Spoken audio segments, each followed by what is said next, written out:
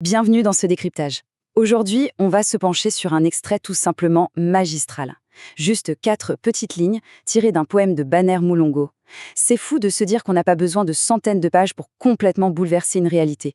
Avec une précision d'orfèvre, ce texte façonne un récit de reconquête hyper profond. Allez, on y va. Écoutons un peu cette force brute. Rien qu'en lisant « Sous la nuit américaine », j'écris des soleils des indépendances, je grave des flammes dans l'obscurité, je rends au Congo sa lumière, on voit se créer un pont monumental. Un pont direct entre des ténèbres étouffantes d'un côté et une lumière totalement éclatante de l'autre. Le décor est planté et de façon assez spectaculaire. Première partie, l'obscurité artificielle. Donc l'expression qui ouvre le bal, c'est « nuit américaine ».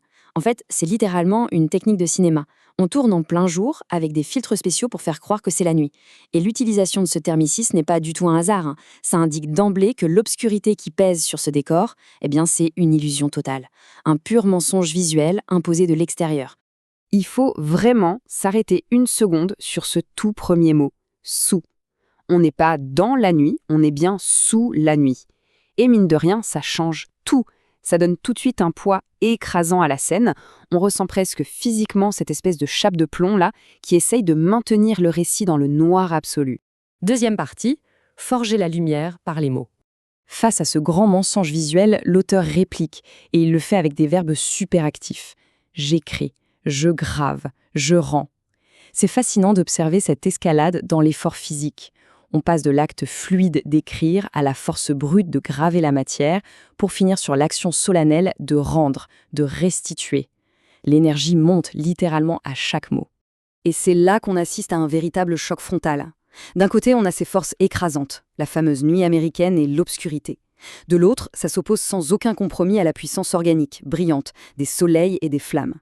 C'est le match parfait entre une illusion fabriquée de toutes pièces et une vérité qui éclate au grand jour. En disant « j'écris des soleils des indépendances », le poète transforme la création littéraire en une véritable source de chaleur. L'écriture, ça devient une arme de libération massive. Et attention, ce ne sont pas n'importe quels soleils, ce sont ceux des indépendances. Une vraie lumière historique qui vient balayer l'oppression d'un revers de main. Ensuite, le langage monte encore d'un cran. Je grave des flammes. C'est quand même une image incroyable. C'est comme si on voyait l'auteur en train de sculpter le feu à même l'obscurité. C'est un acte indélébile, une flamme qu'on grave dans le marbre de la réalité. C'est impossible de l'éteindre juste en changeant un filtre de caméra, n'est-ce pas? L'action s'ancre vraiment dans le dur. Troisième partie, rendre la lumière au Congo. Alors, le pivot absolu de cet extrait, c'est ce verbe, je rends. L'implication derrière ce simple mot est gigantesque. Parce que si on restitue la lumière, ça veut dire qu'elle n'avait jamais vraiment disparu. Elle avait juste été volée, confisquée par cette illusion de la nuit américaine. Et maintenant, elle est rétablie de plein droit.